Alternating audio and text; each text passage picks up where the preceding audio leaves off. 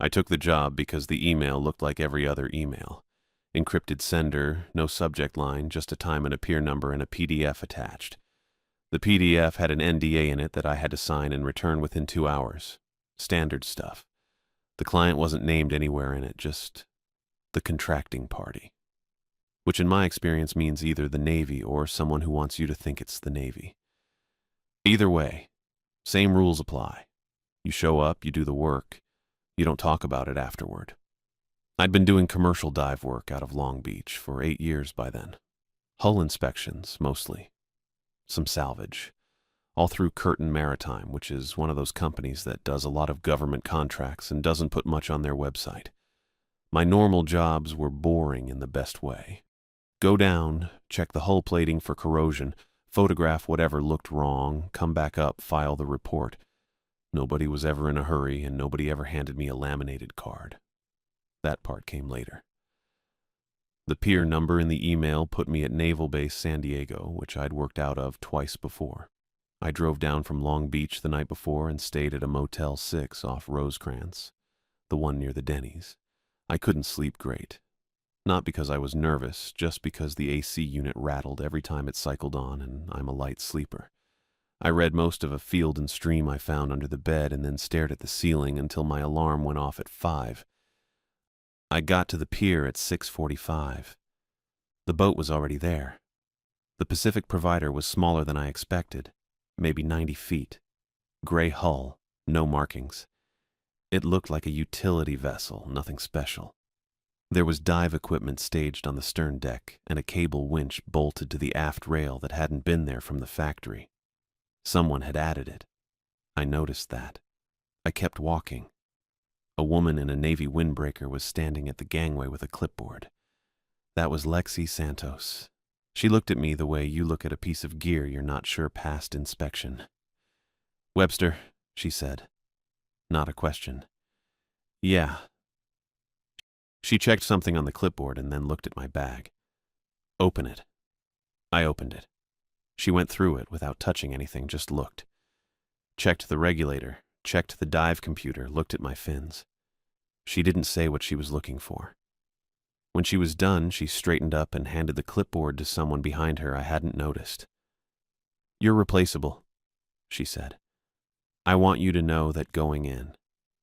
If you can't follow instructions exactly as given, I will pull you off this boat and your contract pays out at 20%. Clear?"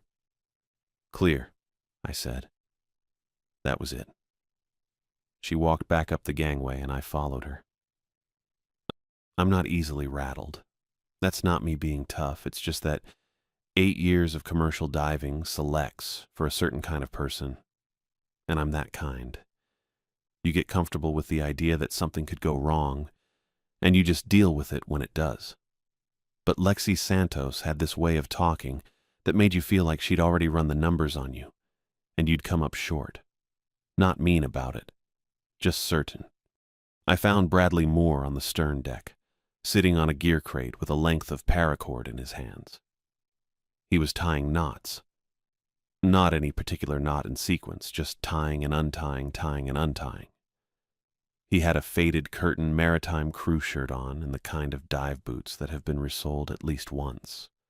"Webster," he said. "Lewis," I said. "Bradley." He looked at the paracord, then back at me. "You done work like this before?" "Depends what this is." He nodded, like that was a reasonable answer, and went back to his knots. I sat down on the crate next to him, and we didn't talk much after that.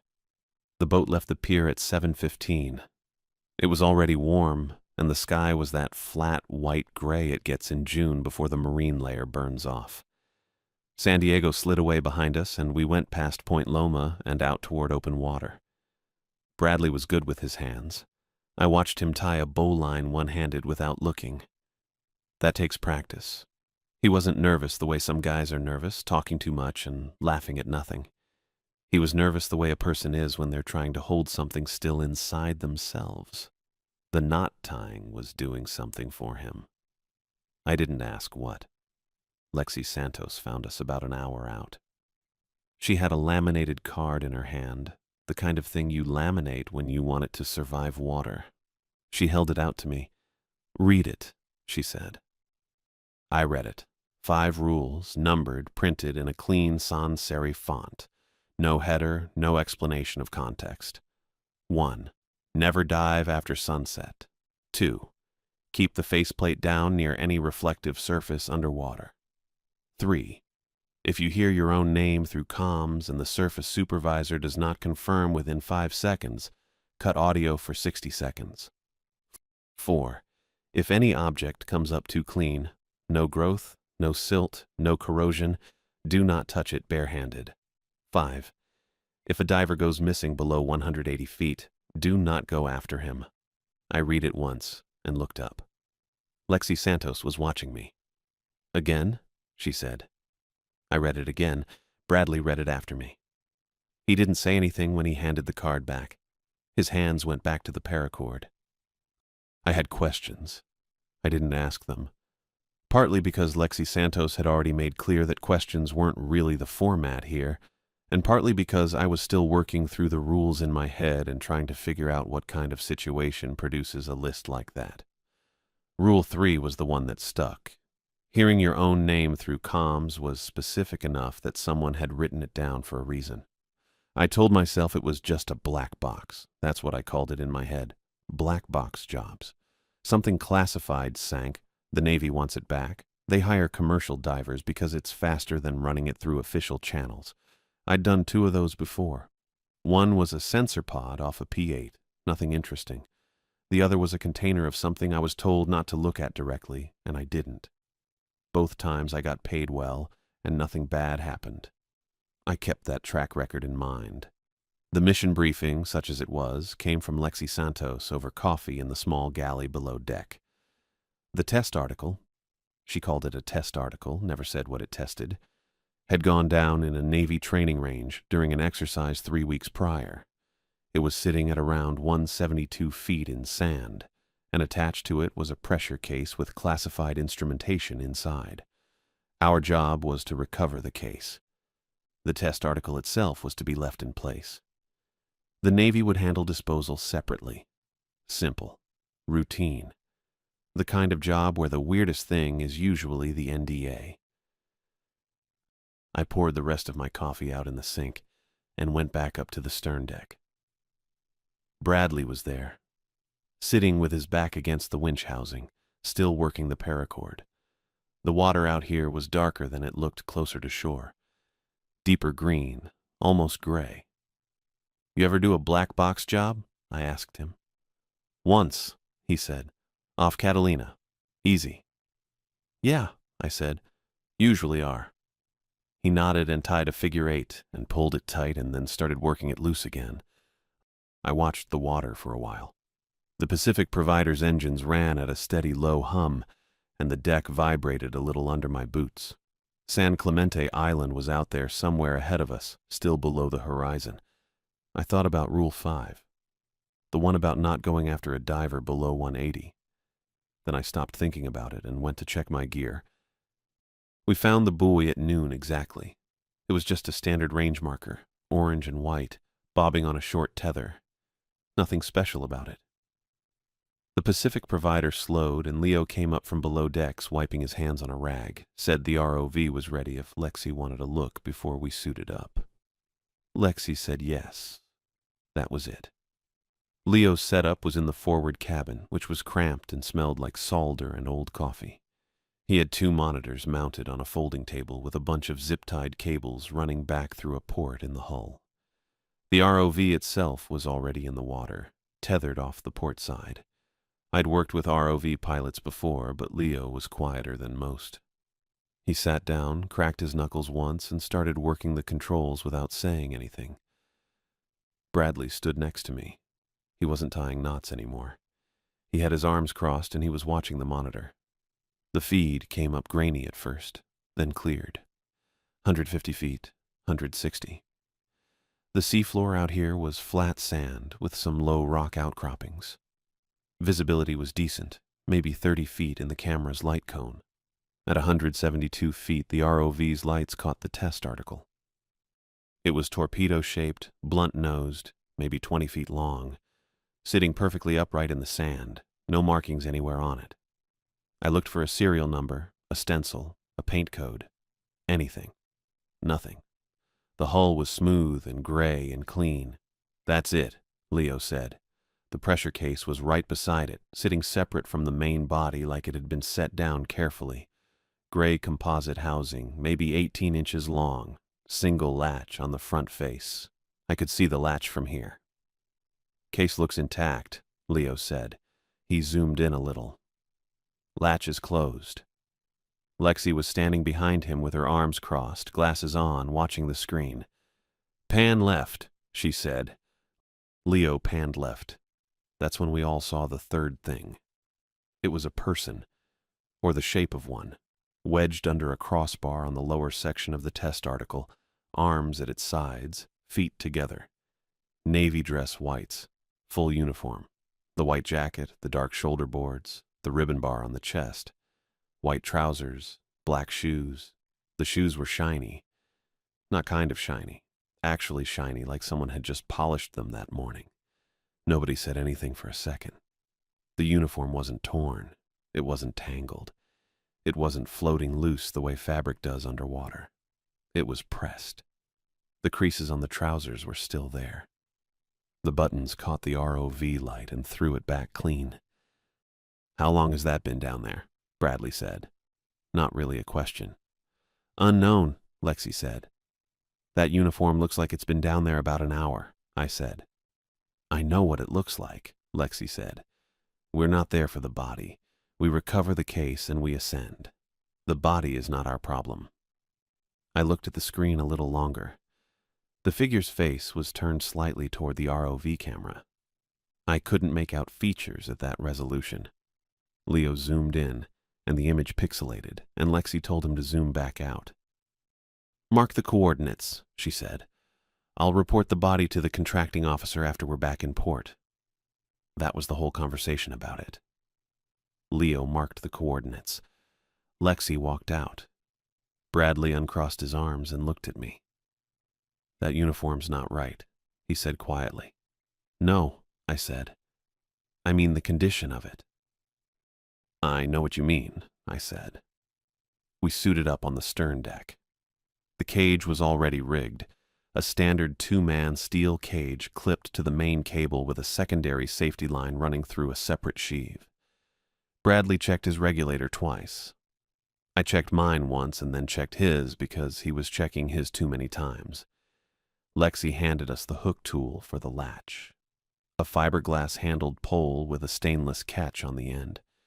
She reminded us not to touch the case bare-handed. I reminded her I'd read the card. She said good. The cage went in at 12:42. The descent was slow.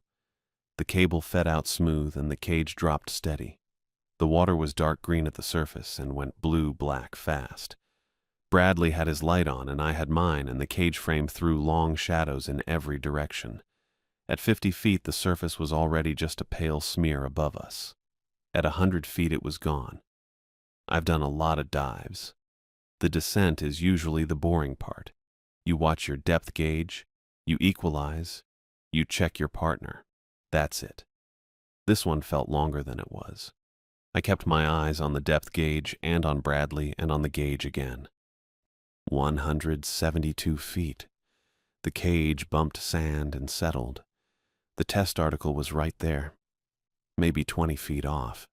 The ROV footage hadn't lied. It was sitting perfectly upright, perfectly still. But on the monitor it had looked like a clean piece of equipment. Down here it looked wrong in a way I couldn't immediately name. I floated there for a second, trying to figure out what it was. No growth. Nothing. Not a single barnacle on the hull. No algae, no silt ring around the base where it met the sand, no marine snow collecting on the flat surfaces. Every piece of equipment I'd ever worked around at depth had something on it. Rust bloom, biofouling, sediment. This thing looked like it had been placed here this morning. Like the shoes. I checked my bubbles. They went sideways. Not up, sideways. sliding off to the right in a slow, flat sheet and then dispersing. Bradley saw it too. "Current," he said through the comms. I didn't say anything. There wasn't enough current down here to move bubbles like that. I'd have felt it on my body. We moved toward the case. Bradley had the hook tool. I kept my light on the pressure case and watched where I put my hands on the cage rail. The test article's hull was close now, maybe 6 feet. Still no markings. I ran my light along the length of it looking for anything. A serial block, a weld seam, an access panel. The hull was smooth all the way. The pressure case was right there beside it, sitting in the sand. I looked left for the body. It had moved. When we came down, the figure in dress whites was wedged under the crossbar, facing the test article. Now it was facing us, rotated maybe 90 degrees, still wedged under the bar, arms still at its sides. The face was turned our direction. I could see the eyes now. They were open and glassy and pale, and they were pointed at my light. I watched them for a second. The eyes didn't move, but they were aimed at me, directly at my light. I didn't say anything to Bradley about it. He was already working, positioning the hook tool over the latch. I kept my peripheral vision on the body and watched Bradley line up the catch. "Ready," Bradley said. "Go," I said. He set the hook and pulled. The latch popped with a clean mechanical click, the kind of sound that shouldn't carry that well underwater, but did. The case lid lifted a centimeter on its hinge. Every light on the test article came on at once. Not a power-up sequence, not a flicker. All of them, simultaneously. Red and white indicator lights along the hull, a blue strip running the length of the underside, a single bright white beam from the nose pointing straight up into the water column. The whole thing just lit up like someone had been waiting for us to open that latch. Bradley pulled the hook tool back and held it against his chest. I kept my eyes on the body in the dress whites. Its mouth was closed. The buttons were still bright. The shoes were still shiny. The lights on the test article stayed on. The static hit both of us at the same time. I could tell because Bradley flinched, his whole body going stiff the way it does when a sound cuts through your helmet unexpectedly. It wasn't loud. That was the thing. It was low and close, like it was already inside the equipment rather than coming through it. And then I heard my name. Not Lexi's voice. Not Bradley's. Mine. My own voice. The exact way it sounds on a voicemail I'd leave myself.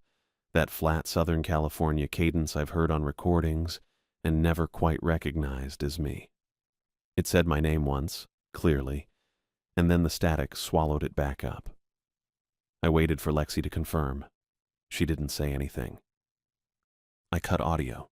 60 seconds. That was the rule, and I'd read the rule twice off a laminated card, so I followed it without thinking about it too hard.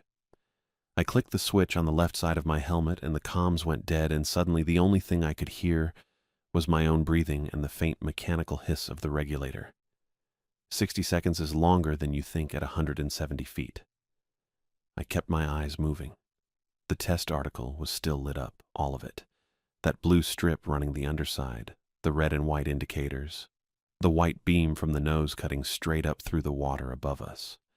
Bradley was a few feet to my left, holding the hook tool against his chest. I could see his eyes behind the faceplate. He was watching the body in the dress whites. I looked at the body, too. It was still far, maybe 12 feet back, the same position it had been when we first came down, wedged under that crossbar. I'd clocked the distance when we arrived, and I was clocking it again now. 12 feet, same spot. I kept my light on it and watched and counted seconds in my head. My counting's not reliable under pressure, I'll admit that, but I was trying. Around 40 seconds in, I looked at Bradley. He was still watching the body. His grip on the hook tool had tightened. I could see it in his knuckles. I looked back at the body. It was closer. I don't know how else to say it. I didn't see it move. There was no motion, no displacement of water, no silt kicked up from the sand. It was just closer. Maybe 6 feet now, Still wedged in the same position, same posture, same unwrinkled uniform, but closer. The shoes were right there. I could see the laces. I kept counting. When I hit 60, I clicked the comms back on. "Did you move it?" Bradley was already talking, his voice high and tight. "Lewis, did you move the body? It's right there, it's right there. Did you?" "No," I said. "I didn't touch it. It was over there, it was way over there." "I know." Bradley went quiet. We both looked at it. The body's eyes were open. They'd been open the whole time, glassy and fixed, but now they were tracking. Not staring in one direction. Tracking. My light moved a few inches to the left and the eyes followed it. I moved it right and they followed that too. Slow, deliberate. The way a camera gimbal moves when it's following a target. Then the mouth opened. It didn't open like a person's mouth opens. No muscle movement in the jaw, no tension in the face. It just opened, straight down, like a hinge. And water came out. Not a gush, not a flood. A steady, controlled stream pouring out from the inside of the mouth in a thin column that hit the sand below and scattered. It kept going. The same rate, the same pressure, like something inside was operating a valve and had set it to a specific flow. That part bugged me a little. Lexi's voice came through sharp. "Clip the case to the lift bag. You need to leave." I was already reaching for the lift bag on the cage rail. Bradley didn't move. He was staring at the body, the hook tool hanging loose in one hand now. "Bradley." Nothing. "Bradley, get the clip." He turned and looked at me, and his eyes were fine. He was in there. He heard me. He nodded once and moved toward the case. We didn't make it. The nose of the test article split open. I felt it before I saw it. A low vibration through the water. A pressure change that hit my chest and made me think for half a second that something had detonated. Then the seam appeared, running clean along the blunt nose from top to bottom, and the two halves folded back like they'd been waiting to do that for a long time. What was behind them was a ring. Metal, maybe 3 feet across, shaped like an iris, with overlapping segments arranged in a circle. The edges were machined and precise. Behind the ring was black water. Not dark water, black. The kind of black that doesn't reflect anything. I pointed my light directly at it, and the beam just stopped. Like the light hit a surface and didn't come back. I couldn't see a bottom, couldn't see a wall, couldn't see anything. It looked like a shaft going down forever. I heard Lexi say something, but I wasn't processing it. A second cage dropped from above. I heard the cable before I saw it, the same sound our cage made on the way down, that low metallic rattle. I looked up and there it was, identical to ours, same frame, same dimensions, same rigging, coming down at the same speed ours had descended. And inside it was a diver. Same suit as mine, same fins, same configuration. Faceplate up. I slammed mine down. Hard. Both latches, checked them twice. I don't know if that was the right call. I just did it. The rule said, keep the faceplate down near reflective surfaces, and that ring was metal, and I wasn't thinking past that. Bradley didn't move. He was looking at the second cage. Just looking at it. Completely still, the hook tool down at his side. I couldn't read his face well through the faceplate, but his posture had changed. The restlessness was gone. He'd been moving constantly since we hit the water, adjusting his grip, checking his gauges, the way he always was. Now he was completely still. "Bradley." He didn't respond. "Bradley, faceplate now." "That's my mom," he said. His voice was calm. That was the part that got me. Not scared, not confused. Calm. The way he sounded when he was narrating something he was doing with his hands, just stating a fact. "That's not your mom," I said. "She's right there. She's looking at me." The second cage had stopped maybe 10 feet above us, hovering. The figure inside it wasn't moving either. Just standing there, faceplate up, whatever was behind it pointed at Bradley. "Your mom's not a diver," I said. I don't know why I said that. It was a stupid thing to say, but it was true, and I was out of better options. Bradley unclipped from the rail. He didn't lunge, didn't rush. He just reached down, unclipped the carabiner from his harness, and let himself drift. Slow. Toward the ring, toward the second cage. His fins barely moved, just enough to keep him oriented, like he was being pulled by something very patient. I grabbed him, both hands, full grip on his harness straps, and I pulled. He was 165 pounds of dead weight drifting toward a hole in the ocean floor, and I had maybe 3 seconds before the current or whatever was doing the pulling got him past the point where I could do anything useful. He shoved me. Not stumbled into me, not flailed. Shoved. One arm came back and hit me in the chest with enough force that I let go and floated back 2 feet before I caught the cage rail. I've had guys twice Bradley's size push me around on deck, and it didn't feel like that.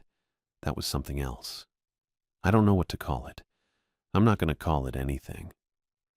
The dress white's body was there before I could get my grip back. It moved the way it always moved. No visible effort, no current, just suddenly closer than it had been. It put one hand on Bradley's visor, flat palm, deliberate, like it was checking his temperature. The jelly smear it left was clear, almost invisible, just a slight drag across the glass. Bradley's arms dropped.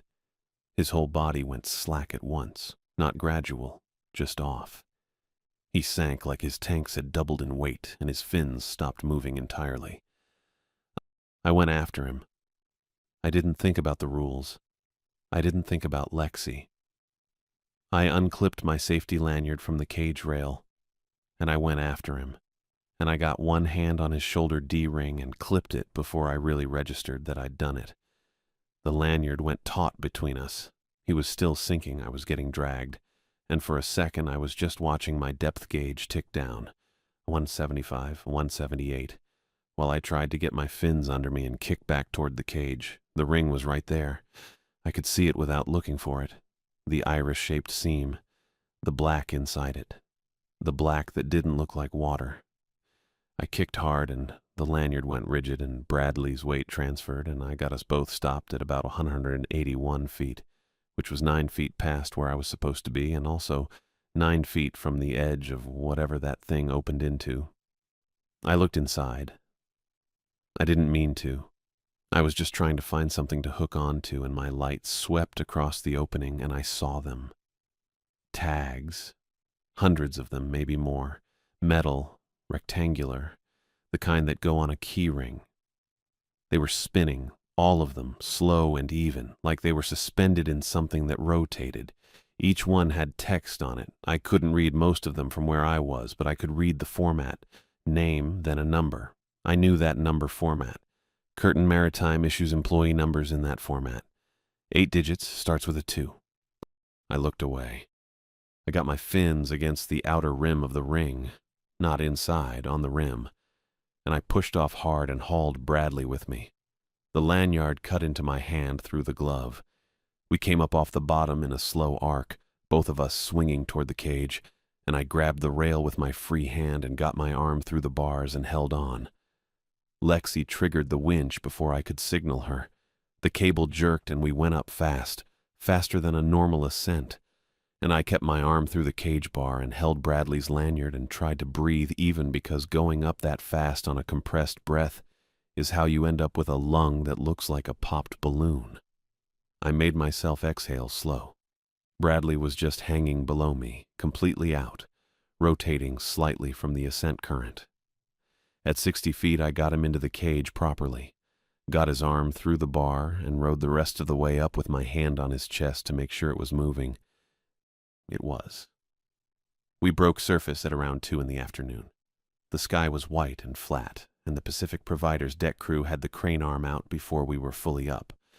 2 guys I didn't know by name got Bradley onto the deck while I unclipped from the cage and climbed out on my own. My legs felt wrong. Not weak, just wrong, like the signals were running a half-second behind. The pressure case was already on deck. It had come up on the lift bag at some point during the ascent, dry as if it had never been underwater. I picked it up without thinking. It was too light. Not empty light, but wrong light, like something had been removed from inside it and replaced with air. Whatever the Navy actually needed out of that test article, it wasn't in here. I set it down and went to Bradley. He was on his back, helmet off, eyes closed. His chest was moving, slow and regular, like he was asleep. I pulled his hood back to check his neck because that's what you do after a dive incident. You check for barotrauma, you check the skin. 3 slits, just below his jaw on each side and 1 lower near his collarbone. Clean edges, no blood, no swelling. They opened and closed. Not fast, not dramatic, just steady. Like breathing, but not. I pulled his hood back up. I stood up and walked to the rail and looked at the water for a while. It was blue-green and flat, and there was nothing visible below the surface. No cage, no ring, no test article.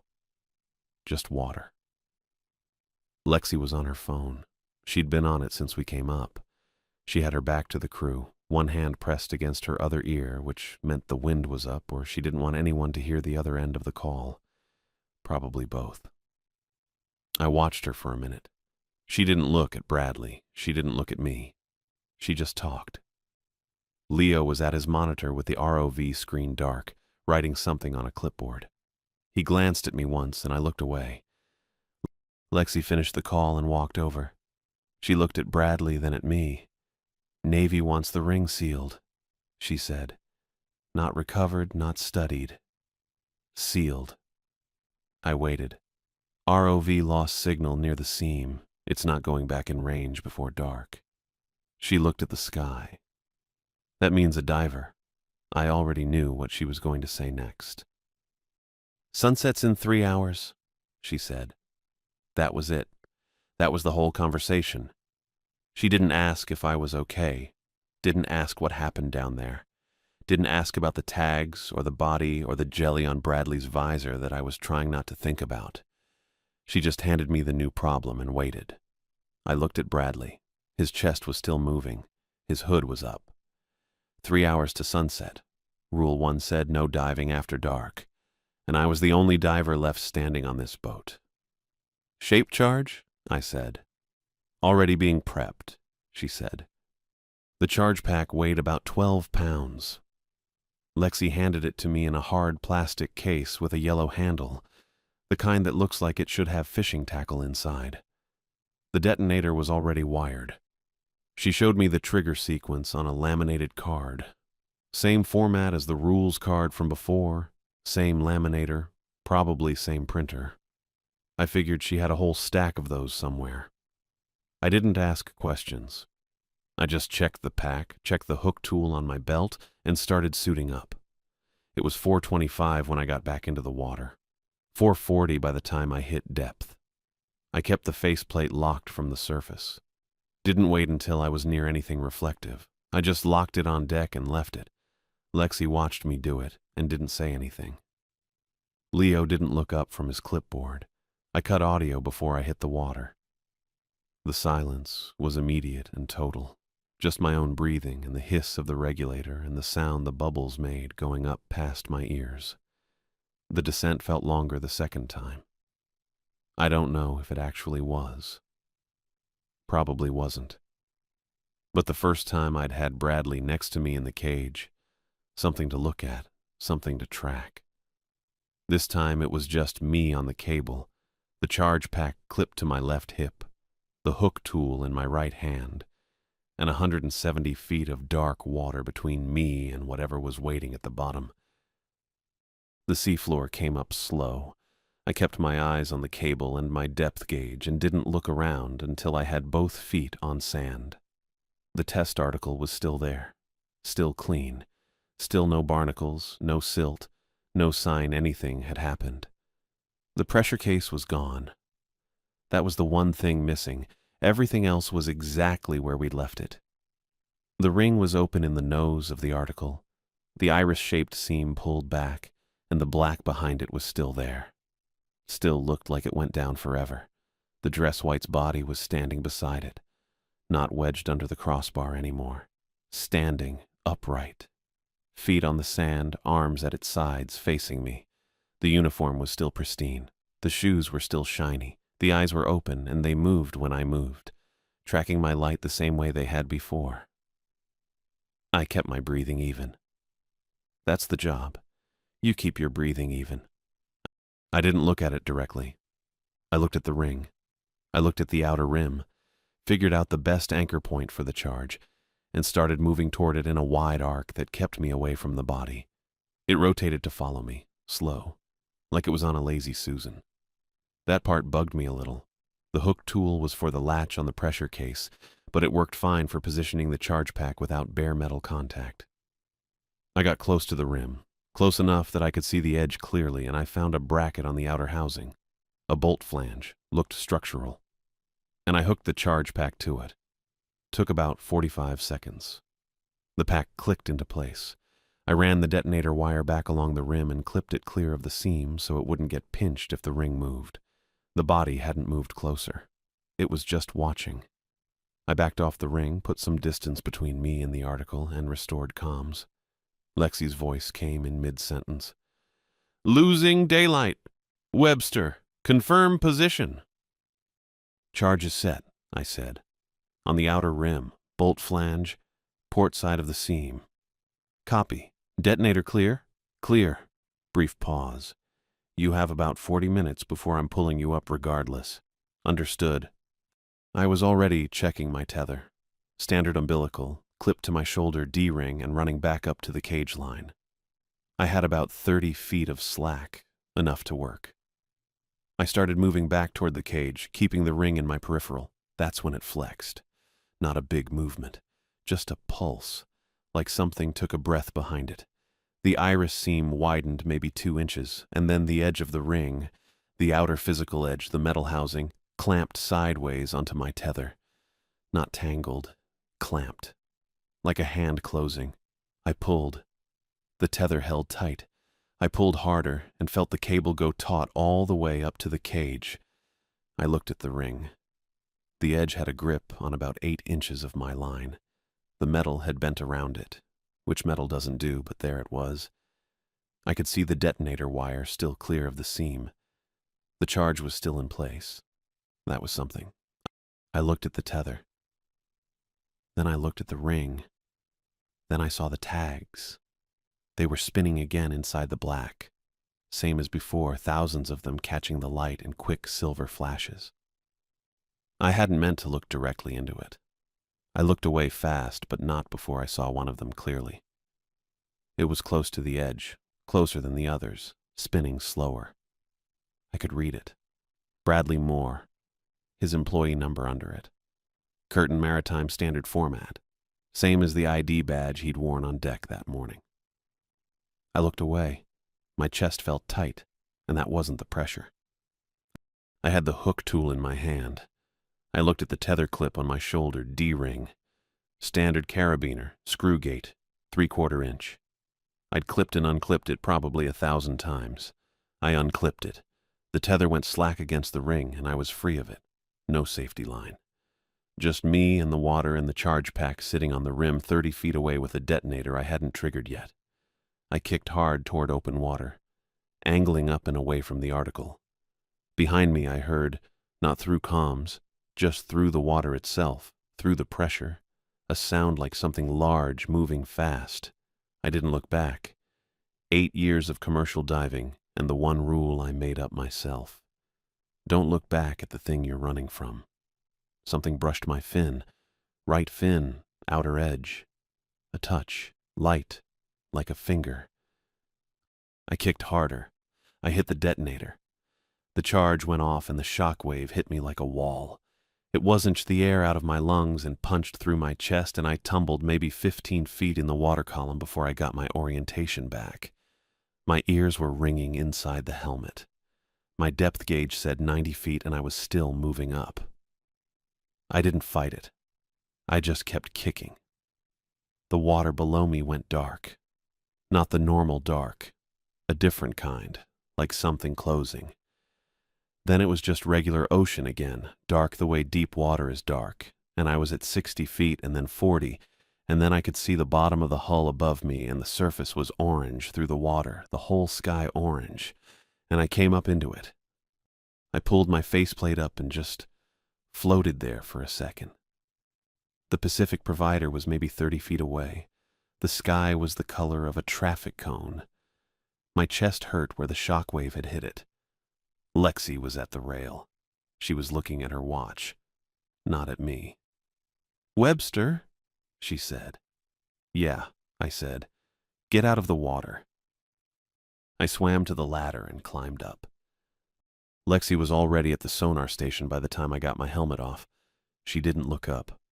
She had a folding table set up near the stern with a laptop and a portable transducer unit plugged into it, and she was watching the screen like it owed her something. The display showed the seafloor in green and gray, a lot of debris scatter where the ring used to be. She kept watching it. I sat down on a gear locker and just breathed for a while. My chest still hurt. Not sharp, more like a deep bruise that hadn't decided how bad it was going to be yet. I unzipped my dry suit halfway and let the cold air in, and that helped a little. Leo was somewhere behind me. I could hear him doing something with the ROV cables, coiling them maybe. He didn't say anything. Neither did I. Lexi watched the sonar for maybe 20 minutes. I timed it against the sun dropping. The sky went from orange to pink to that flat gray purple you get right before dark. She finally straightened up, clicked something on the laptop, and said, "Seafloor's clear." "Okay," I said. She looked at me then, just for a second. I don't know what she was looking for. She looked back at the screen. Bradley was on a stretcher near the wheelhouse. Someone had covered him with a foil emergency blanket. His chest was moving slow and steady, which I kept checking on. I'd checked on it maybe a dozen times since we got back on deck. The slits on his neck had closed up by then, or mostly closed. They looked like thin scars now. I didn't mention that to anyone. I figured Lexi had already seen them. The helicopter came in from the north at around 6:40. Navy markings, no windows on the side doors. It hovered over the stern and dropped a cable, and 2 guys in flight suits came down it like they'd done this before, which they probably had. They didn't introduce themselves, didn't ask for my name, didn't ask for a single thing. They checked Bradley's vitals with a handheld unit, exchanged a look, and then started strapping the stretcher to the cable mount. One of them took the pressure case from where Lexi had set it near the cooler. He just picked it up and tucked it under his arm like a laptop bag. I watched them take Bradley up. The foil blanket caught the rotor wash and crinkled loud. His arm slid out from under it and just hung there, and one of the flight suit guys tucked it back in without breaking stride. They were efficient. That's the word for it. The helicopter banked east and was gone in about 90 seconds. Leo had stopped coiling the cable. He was just standing there, watching the sky where it had been.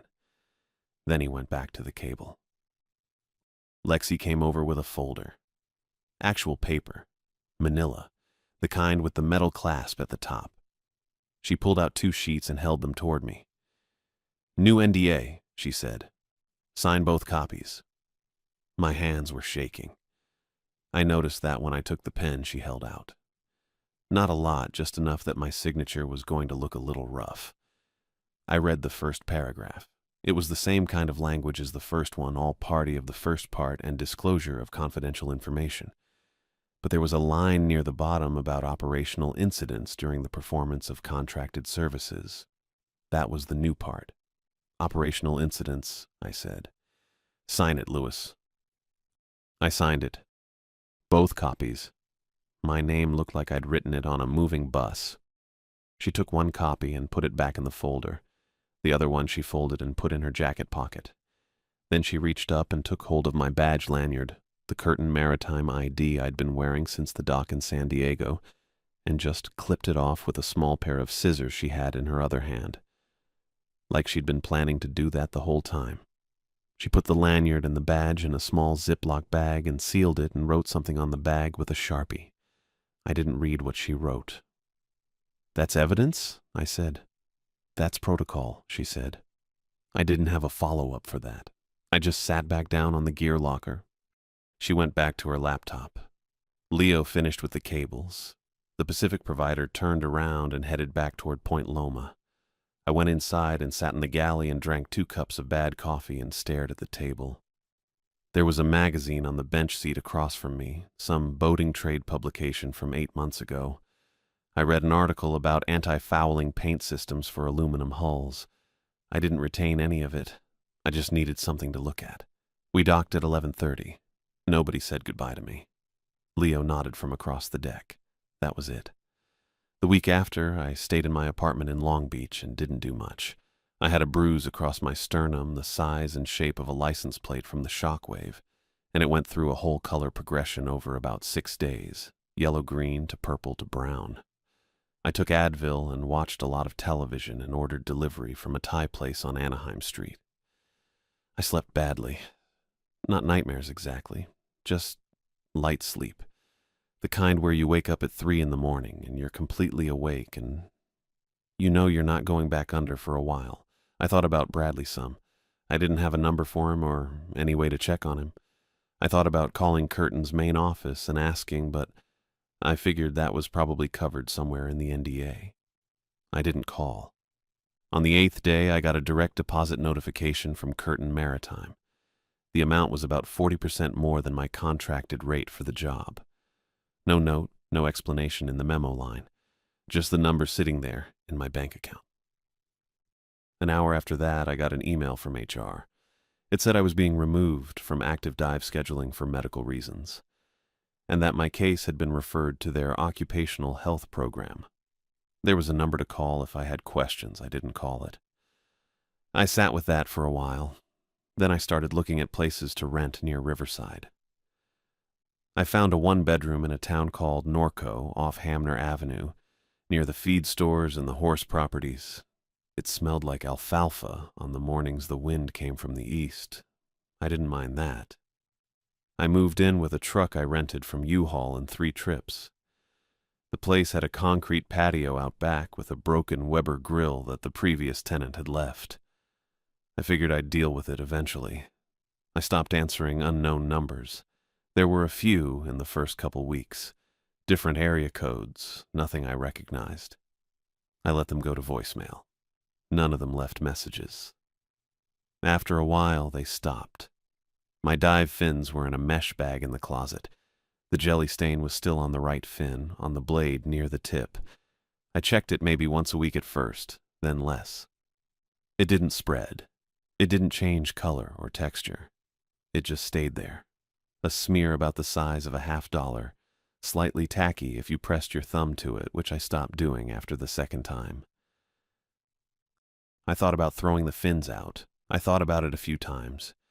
I still have them. I don't dive anymore. I've got my certifications, my hours, 8 years of log entries in a binder in the closet next to the fins. I'm not sure what I'm going to do with any of it. Probably nothing for a while. Bradley never woke up. I found that out 4 months later, not through Curtin, just through a guy I used to work with in Long Beach who knew someone who knew someone. He said Bradley was in a care facility somewhere in San Diego County, breathing on his own, no brain activity they could measure. That's what the guy told me. I don't know if it's accurate, it's the only information I have. I think about the tags sometimes, the ones I saw spinning in there, each one stamped with a name and an employee number. I don't know how long that ring had been down there, or how many names were on those tags. I didn't count. I didn't have time to count. I don't know what it was. I've thought about it enough that I've stopped expecting to figure it out. It was what it was. I saw what I saw. The alfalfa smell is pretty good in the mornings. I've got a coffee maker that works and a chair on the patio, and most days that's enough. The Weber grill is still broken. I'll get to it.